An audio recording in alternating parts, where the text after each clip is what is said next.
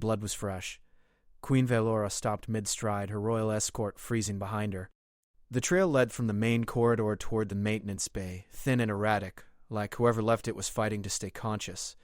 Her fingers twitched toward the ceremonial blade at her side, but protocol demanded she wait for her guard to secure the area. She didn't wait. She followed the blood. The maintenance bay doors were half open. Emergency lights flickered across scattered tools and overturned equipment. In the center of the room, collapsed against a workbench, was a figure in torn armor. Not her people. Not Caltherian. The frame was wrong. The proportions unfamiliar. Human. Male. Young. His breathing came in shallow gasps, each one weaker than the last. "Your Majesty, step back." Captain Then moved past her, weapon drawn, his voice tight with controlled alarm. This sector was cleared 6 hours ago. Then someone missed him. Velora knelt beside the human, ignoring the protest from her second guard. The armor was military-grade, scorched and punctured in 3 places. Whoever attacked him knew exactly where to strike.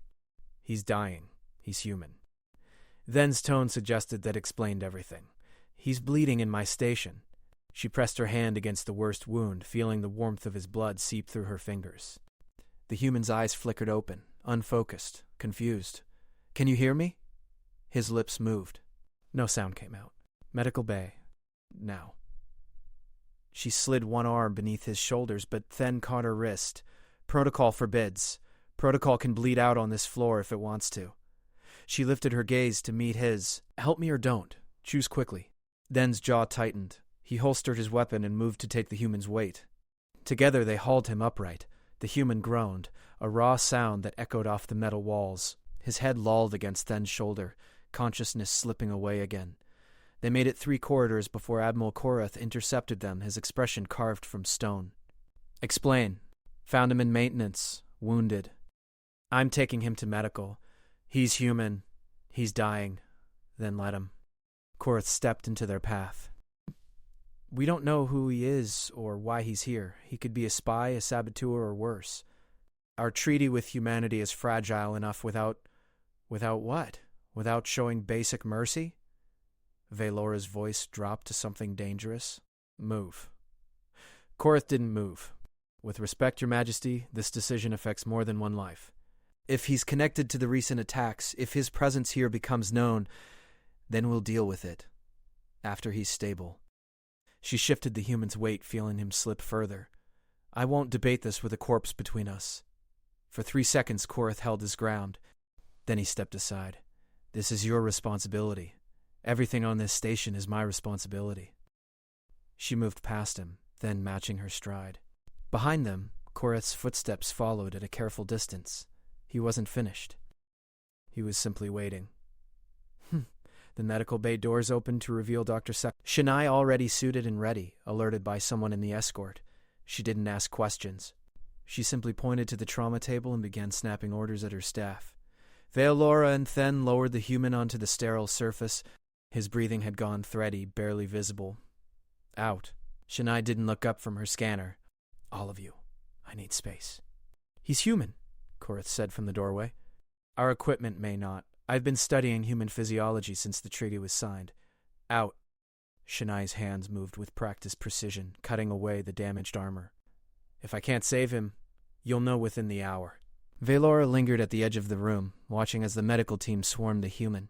His face was visible now, young and angular, marked with scars that suggested this wasn't his first brush with death. Something about the set of his jaw, even unconscious, spoke of determination. "Your Majesty." Then's voice was quiet. "The Council will demand answers. Then I'll provide them." She turned toward the door, her hands still stained with human blood. "After he's alive, to give his own. You realize what you've done. I found someone dying and chose not to let him. You've made a political statement without understanding the context. That human is a complication we can't afford. Then perhaps we should have afforded better security in our maintenance bays." She met his gaze without flinching. "Someone left him there to die. On my station. That's the complication I'm concerned with." Korath's expression shifted slightly. "You think this was deliberate? The trail was too fresh. The wounds too precise. Someone hunted him through my corridors and expected no one to find him until it was too late." She glanced back at the medical bay doors. I want to know who, and I want to know why. That assumes he survives. He'll survive. The certainty in her voice surprised even her. Then he'll talk. Inside the medical bay, machines hummed and beeped. Dr. Shania's voice rose above them, calm and commanding. The human's heart rate stabilized, then strengthened. One crisis averted. A dozen more waiting in the wings. Valora wiped the blood from her hands and walked toward her chambers. Behind her, Then and Kareth exchanged a look that said everything they wouldn't speak aloud. The Queen had made her choice. Now they would all live with the consequences. The humans survived the night. Word spread through the station like fire through oxygen. By morning, the council had convened without invitation, filling the observation room adjacent to medical with their demands and concerns. Valora let them talk. She stood at the window watching Dr. Shania work on the unconscious human and waited for something more substantial than fear to emerge from the noise. He could be anyone, Counselor Rush insisted, his voice pitched high with anxiety. A criminal, a deserter, a person. Valora didn't turn from the window. Wounded and alone. That's all I knew when I found him. And now that you know more? I don't. Neither do you. So perhaps we should wait for facts before we panic. She watched as Shania checked the human's vital signs, her movements efficient and unbothered by the audience beyond the glass. Doctor, what's his condition? Shania's voice came through the comm system, slightly distorted. Stable. The wounds were severe but clean. Military precision. Whoever attacked him knew exactly what they were doing. Can you identify his unit, his assignment? His armor's been stripped of identification markers. Deliberately. Someone wanted him anonymous. Shania paused, her scanner hovering over the human's chest. But there's something else. His cybernetics are unusual. Explain. He's been heavily augmented. Neural interface, reinforced skeletal structure, enhanced cardiovascular system. This isn't standard military enhancement. This is custom work. Expensive custom work. Shania looked up at the observation window.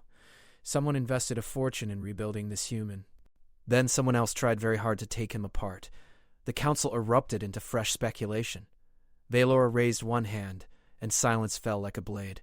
How long until he wakes? Could be hours, could be days. The sedation protocols for humans are imprecise with this level of augmentation. Then we wait. Valora turned from the window to face the council. Under guard, monitored, contained, but alive and recovering. Are there any objections that include a workable alternative? Silence. Good. Dismissed. She moved toward the door, but Kareth's voice stopped her. Your Majesty, there's been a development. The human ship was found 3 sectors away. Abandoned. Damaged. And registered under a corporate military contractor known for delicate operations. You mean mercenary work? I mean operations that governments prefer to keep off official records. Korth's expression was carefully neutral. Whatever he was doing here, it wasn't sanctioned by any treaty organization. Then perhaps we should ask him why he came. Valora glanced back at the medical bay. When he wakes, if he cooperates. He will. She didn't know why she felt so certain. Something about the way the human had looked at her in that brief moment of consciousness, confused and dying but not afraid. He came here for a reason. Someone tried to kill him for it. I intend to know what connects those 2 facts. She left them arguing amongst themselves and returned to her chambers. The station's night cycle had begun, dimming the corridors to a soft twilight. Her attendants waited outside her door, but she waved them away. She needed silence. Space. Time to think through the variables. The blood on her hands had washed away hours ago, but she could still feel the warmth of it, the reminder that for all their technology and protocols, they were all just flesh trying to stay intact. The human was someone's son, maybe someone's brother or friend. He'd been built into a weapon by people with resources and ruthlessness. Then he'd been broken by someone with equal determination. And somehow, bleeding and alone, he'd made it to her maintenance bay. Valora pulled up the security footage from the corridors surrounding that sector. The timestamp showed nothing unusual until 40 minutes before she'd found him. Then the cameras flickered, went dark for 18 seconds, and came back online showing empty hallways. Professional work. Someone on her station knew how to move unseen. She flagged the footage for Then's security team and continued searching. The human ship had been logged entering the sector 6 hours before his appearance in maintenance. Plenty of time to move through the station, to meet someone, to complete whatever objective had brought him here, but the ship's cargo manifest was empty. No weapons, no contraband. Just standard supplies for a single-occupant vessel. Whatever he'd brought, he'd carried it with him, or in him. Velora leaned back in her chair, studying the frozen image of the human's face on her screen. Shania had mentioned the augmentations were custom work. Expensive. Specific. What if the augmentations themselves were the cargo? What if he wasn't bringing something to the station? What if he was supposed to become something here? Her calm chimed, Shania's voice tight with urgency. Your Majesty, you should come to medical. Now. What's wrong? He's awake. And he's asking for you. Velora was moving before the comm disconnected. She reached medical in under 2 minutes, Then falling into step beside her halfway there.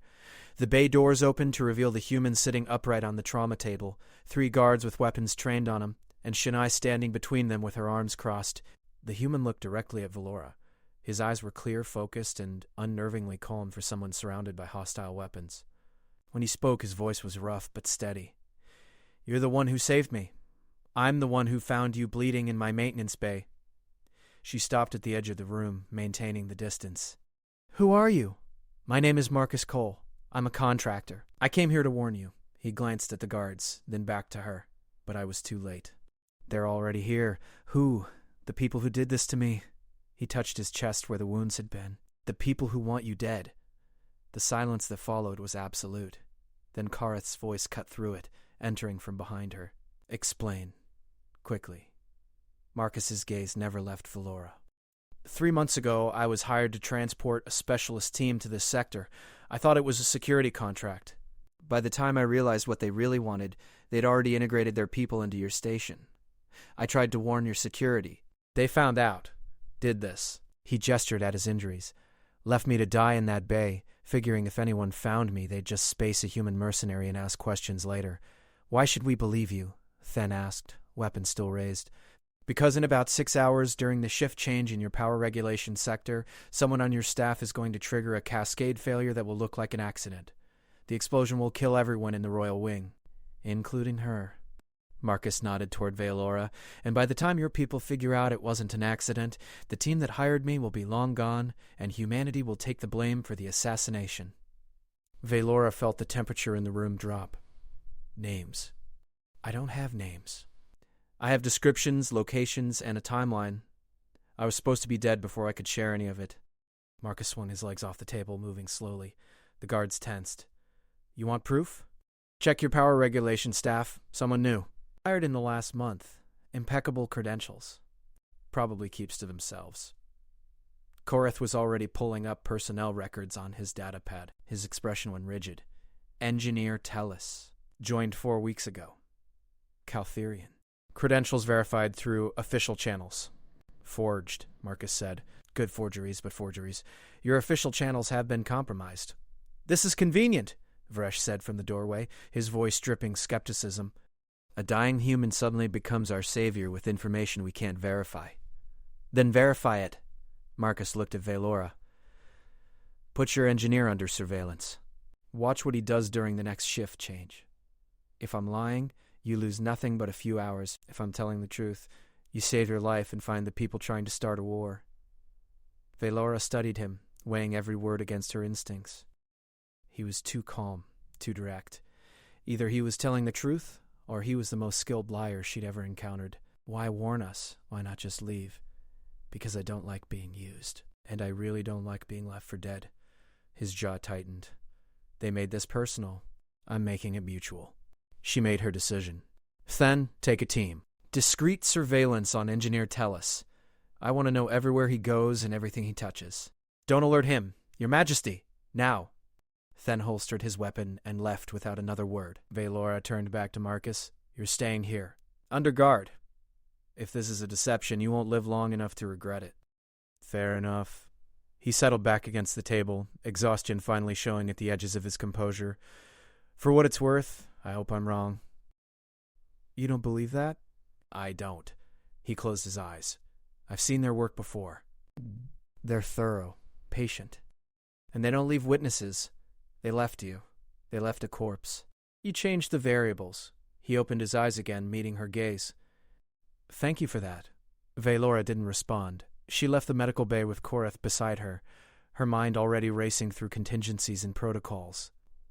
If Marcus was telling the truth, they had less than 6 hours to identify and neutralize a threat embedded in her station's infrastructure.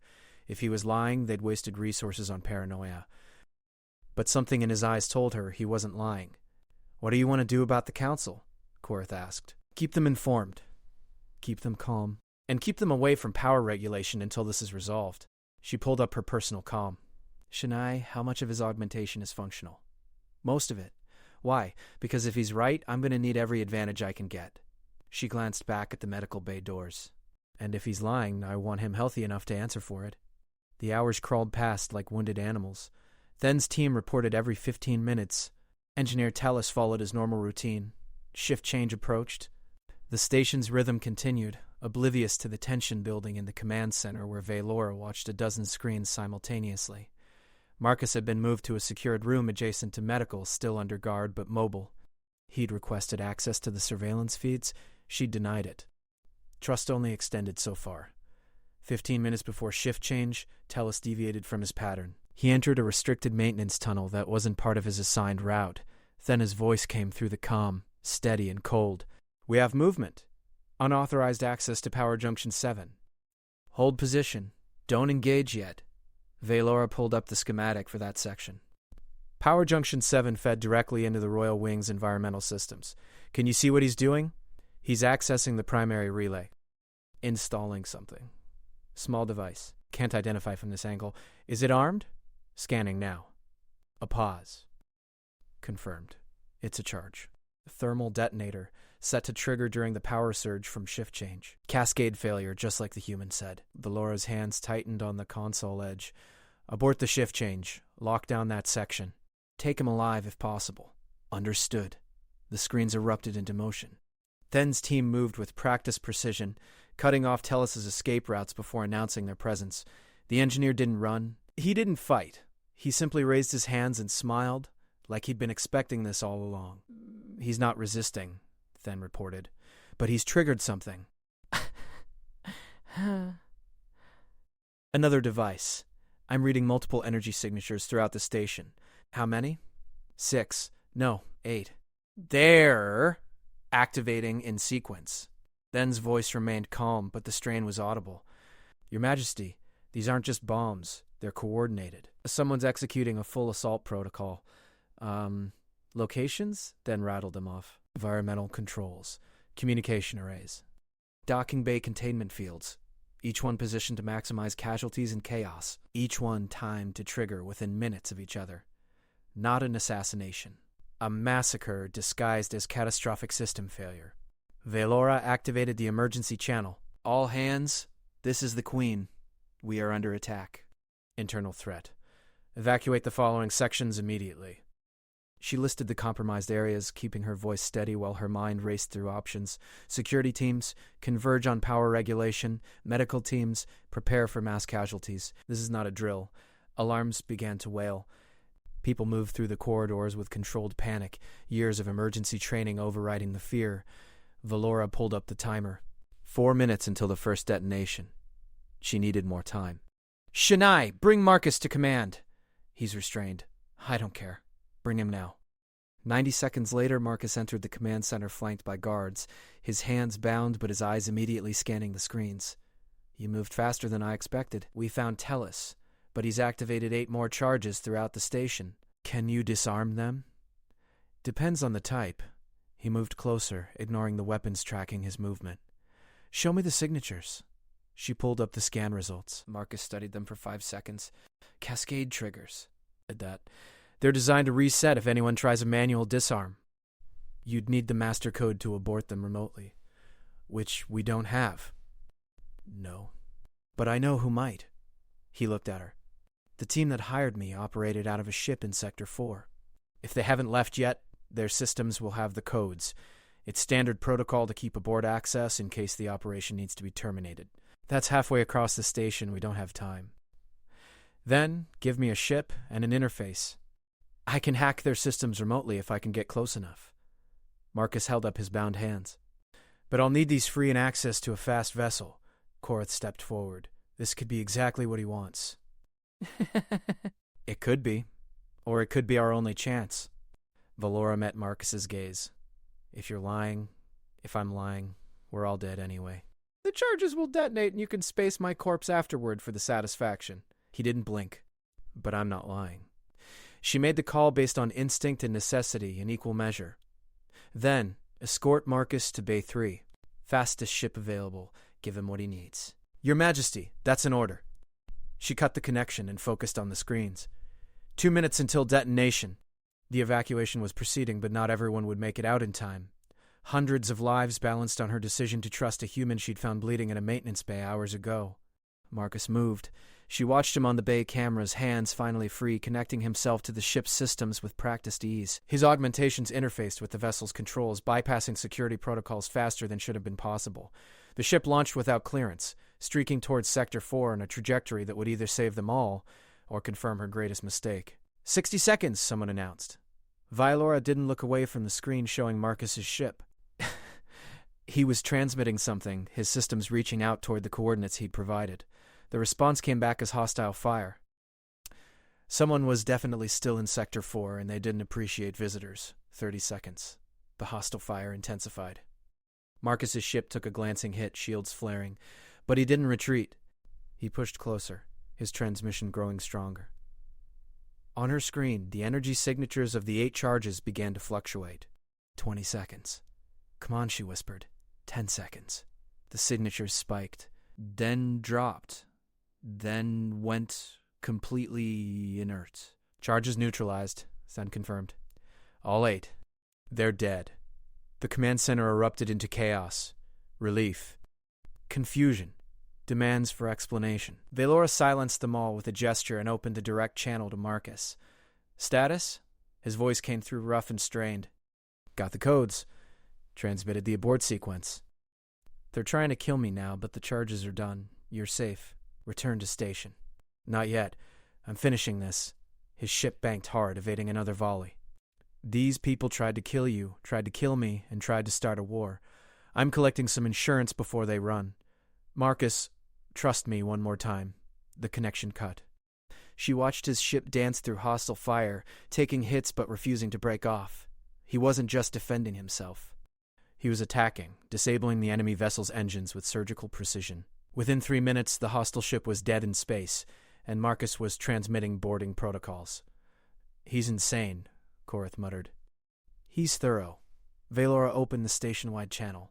All hands, stand down from emergency status. Threat neutralized. Medical teams, attend to any injuries from the evacuation. Security, maintain heightened alert until further notice.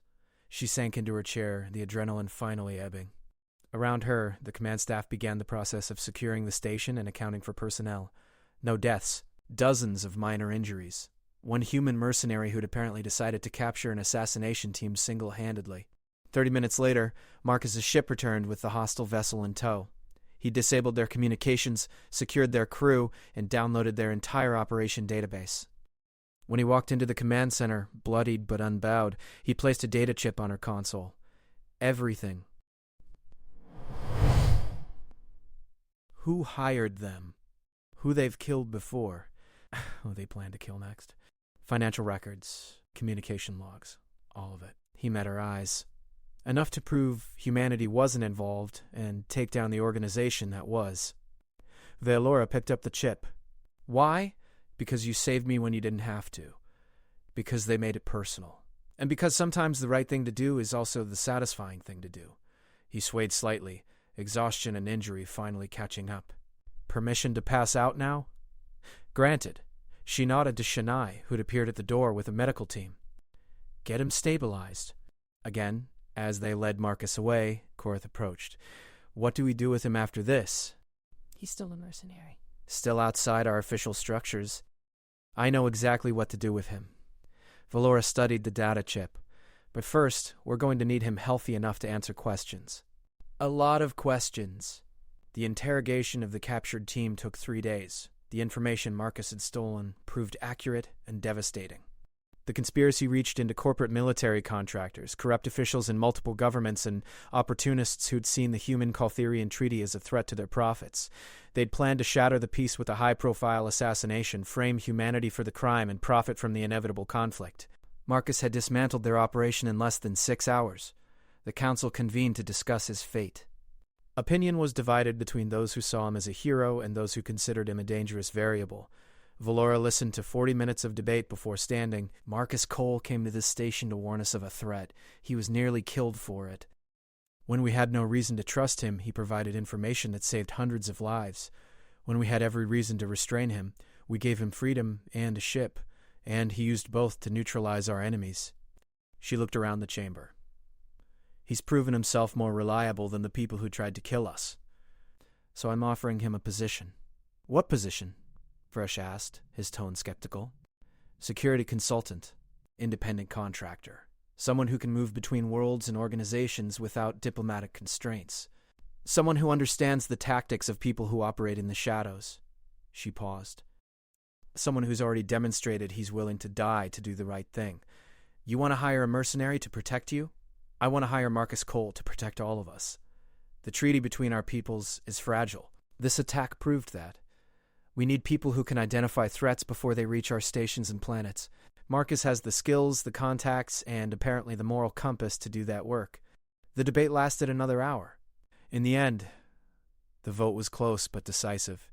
Marcus would be offered the position. He could accept or refuse. Either way, he'd leave the station with full pardons, compensation, and the gratitude of a government that rarely expressed such sentiments.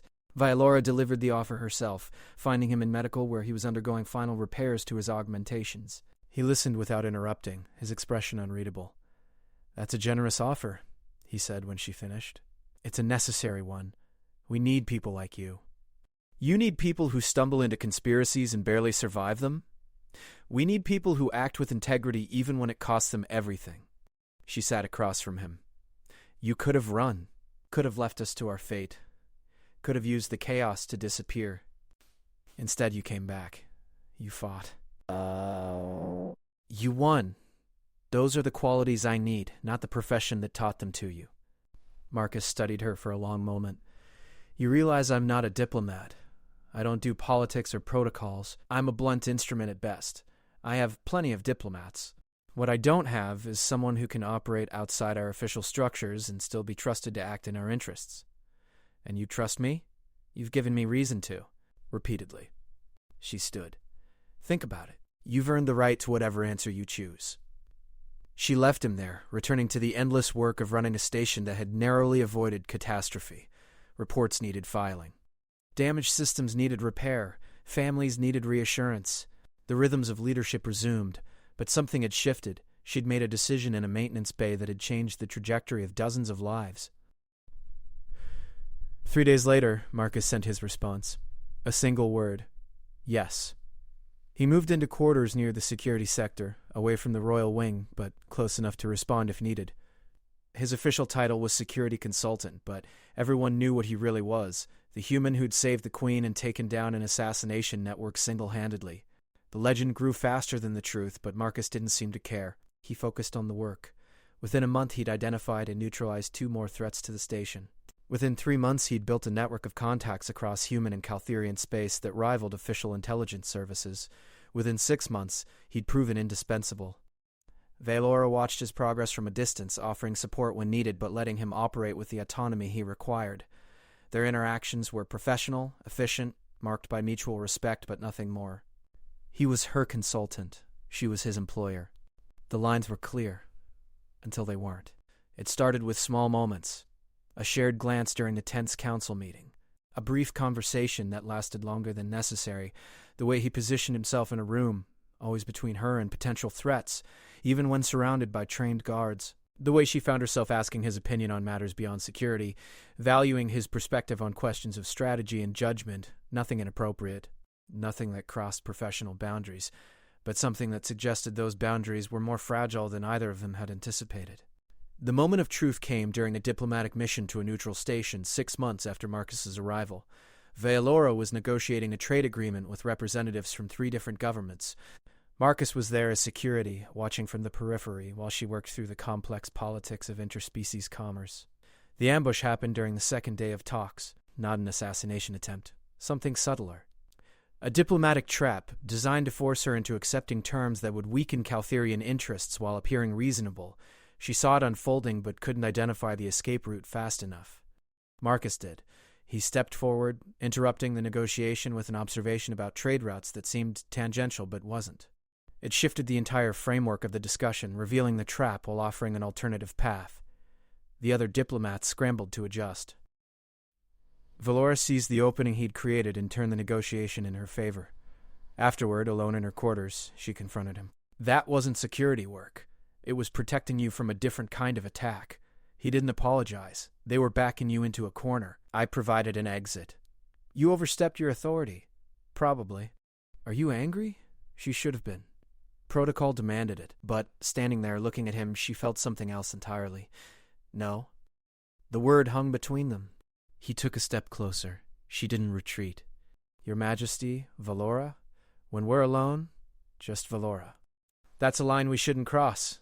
We've been crossing lines since the moment I found you bleeding in that maintenance bay. She met his gaze. You saved my life. I saved yours. You've rebuilt yourself into something more than a mercenary. I've learned to trust someone outside my own people. We've already crossed every line that mattered. The Council will adapt, or they won't. But I'm not making decisions about my life based on their comfort anymore. She took a breath. I'm asking what you want, not as my consultant. As Marcus.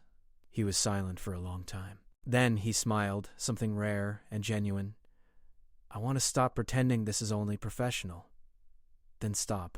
He kissed her. She kissed him back, and for the first time since taking the crown, Valora let herself feel something beyond duty and responsibility. She let herself be human, or whatever the equivalent was when you were queen of an alien species falling for a human mercenary who'd stumbled into her life covered in blood and carrying warnings of disaster.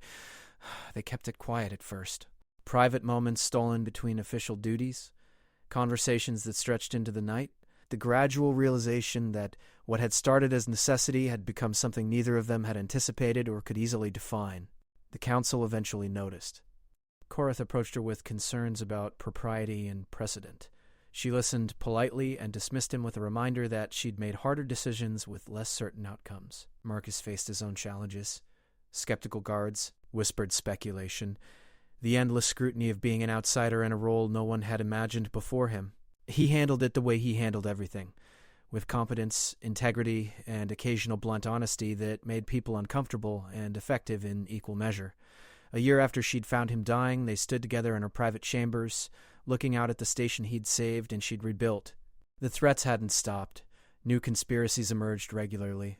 But they faced them together now, queen and consultant, partners in the strange dance of keeping peace in a universe that seemed determined to fracture. Do you regret it? She asked. Accepting my offer? Which one, the job or the rest? Either. Both. Marcus considered the question with the same seriousness he brought to everything. No. I found something here I didn't expect to find. Purpose beyond survival. People worth protecting? Someone worth... He stopped, searching for words. Worth what? Worth rebuilding for. Again. He took her hand. I was a weapon. You turned me into something more. That's not something I regret. She leaned into him, feeling the steady rhythm of his augmented heart. Somewhere in the station, alarms would eventually sound. Threats would emerge. Duty would call them both back to the endless work of maintaining peace. But for now, in this moment, they were just two people who'd found each other in the aftermath of violence and chosen to build something better. Thank you, she said quietly. For what? For being left for dead in my maintenance bay? He laughed, the sound rough and genuine. That's a hell of a thing to be grateful for. I'm grateful for everything it led to. She pulled back enough to meet his eyes. You walked into my life covered in blood and carrying warnings. You've stayed for everything that came after. That's not something I take lightly. Neither do I. They stood together as the station rotated through its cycles, carrying thousands of lives through the darkness of space. Outside, ships came and went. Treaties were signed and broken. The delicate peace between species held or frayed depending on the day. But inside this room, two people who shouldn't have met continued defying the odds that had tried so hard to keep them apart. Marcus had come to warn a queen. He'd stayed to protect her. Somewhere in between, they'd found something neither of them had been looking for, but both of them needed. Not romance in the traditional sense, something more practical, more tested by fire, more resilient for having been forged in crisis. We should probably return to the command center, Valora said eventually. Probably. Neither of them moved. Outside, the universe continued its indifferent spin. Inside, a human mercenary and an alien queen held on to the moment, knowing how fragile peace could be and how worth fighting for it had proven. They'd saved each other. Now they'd see how long they could save the world that had brought them together. The alarms would sound again. The threats would keep coming, but they'd face them together, rebuilt and ready. Two people who'd found purpose in each other and strength in the unexpected partnership forged in a maintenance base soaked with blood and desperation. It was enough. For now, it was more than enough.